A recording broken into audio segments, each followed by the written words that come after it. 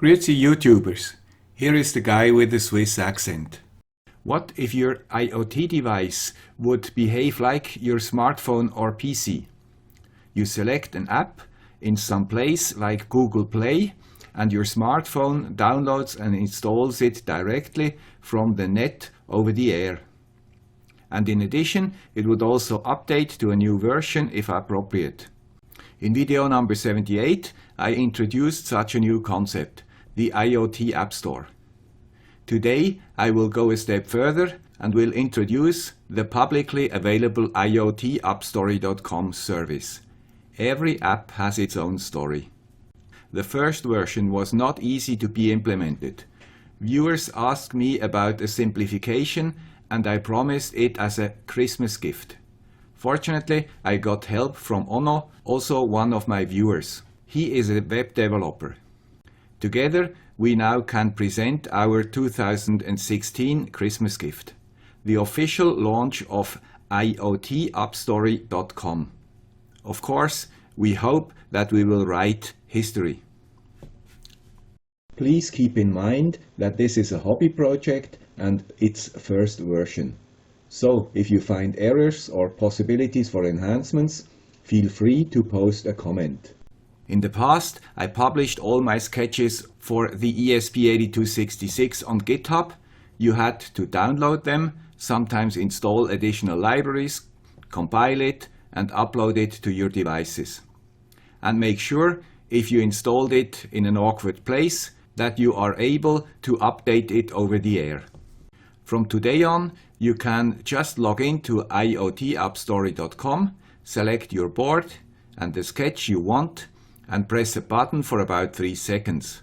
A few seconds later, the sketch is installed over the air on your board and you can use it immediately. No hassle. And the update will also be loaded over the air. And you can change credentials and other parameters also over the air. Cute! Now this is only part of the story. If you are a maker or even a manufacturer of devices, you can upload your own compiled sketches to IoTAppStory.com and use them either for you or also for anybody else. So, issues like how do I manage my 10 ESP8266 devices in my home automation system are a thing of the past.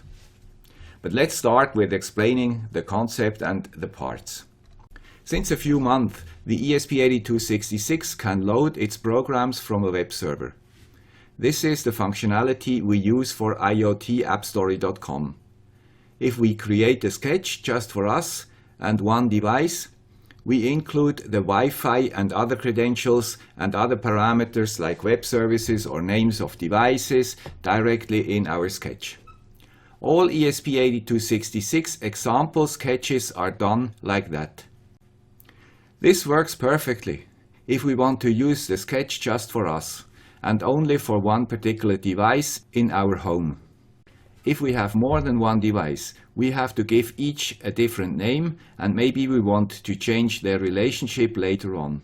Also, if we want to give our invention to our colleague or if we want to use it in another house, we have to change the credentials and recompile the code. Even if we change the Wi-Fi password, we have to recompile and upload a new code to all our devices. I can imagine nicer tasks like that.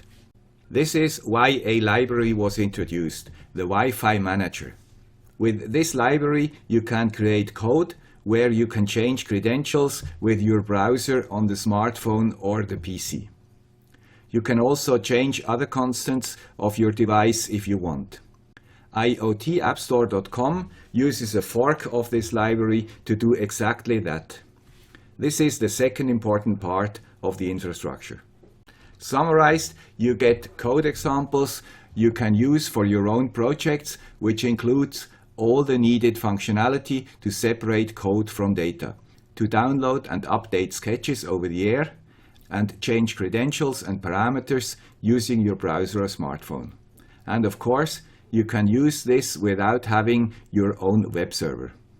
For a first test, I prepared 2 sketches and loaded them to IoTAppStory.com. a fast blink and a slow blink. So let's try to load the slow blink example to one of our boards. To do that, we need a few steps, and at the beginning it gets a little complicated. This is because the 2.4 release of the ESP8266 in the Arduino IDE is still not released. So we have to do a little patching. But I tried to make it as simple as possible. The first step is the pre-implementation of the so-called MD5 functionality into our programming environment.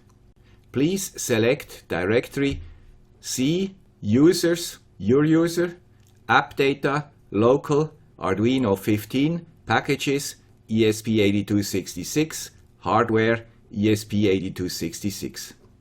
Here you should find a directory 2.3.0-RC2. If not, you should change this string in the Preferences part of your Arduino IDE from Stable to Staging. If you restart your IDE and go now to the Boards menu, you should get the version 2.3.0-RC2. Now you just have to install it. Next, you can download the files from my GitHub. The link is in the comment. There you find a directory with the name 2.3.0-RC2. If you copy this directory, it will replace a few files in your IDE. You have to accept, and this step number 1 is done. Fortunately, it is only necessary once per PC. The second step is only necessary if you want to use a board or module which was never used with IoTAppStory.com or which runs a sketch which is not compatible to IoTAppStory.com. To show you exactly this case, I just use a brand new VMOS mini board from now on. Please take now the IoT App Story Loader.ino sketch from GitHub and, if you want, insert your default credentials here. This is for your comfort because you do not need to enter them later manually. You can leave them also blank as I do now. Loaded to the VMOS Mini, this sketch will download the first sketch from IoTAppStory.com. This step is only necessary once per device, if you always use sketches which comply the standards of IoTAppStory.com. These sketches do not only have the ability to load a new version of your current code over the air, they also have the ability to download any other code from IoTAppStory.com which is compiled for their architecture. After uploading this sketch, please press the reset button for this first time. This is a small bug of the ESP8266. If you do not do that, you will get later a watchdog reset and your board will be blocked. Also, if this happens, usually a reset helps. Please keep the serial cable connected for now and watch what happens when the sketch starts. First, it displays the MAC address of your device. It is a unique address of a device connected to the internet and will be used to identify this device on IoTAppStory.com.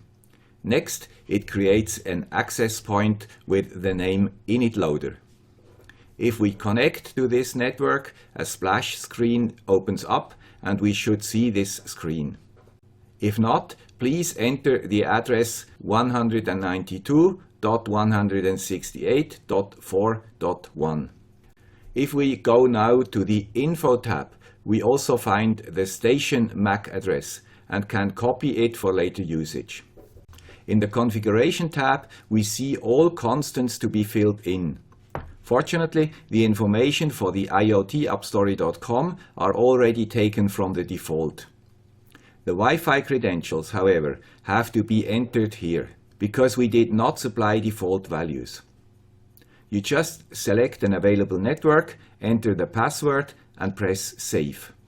Now you have to wait at least 10 seconds. In the meantime, we can watch in the serial monitor what happens.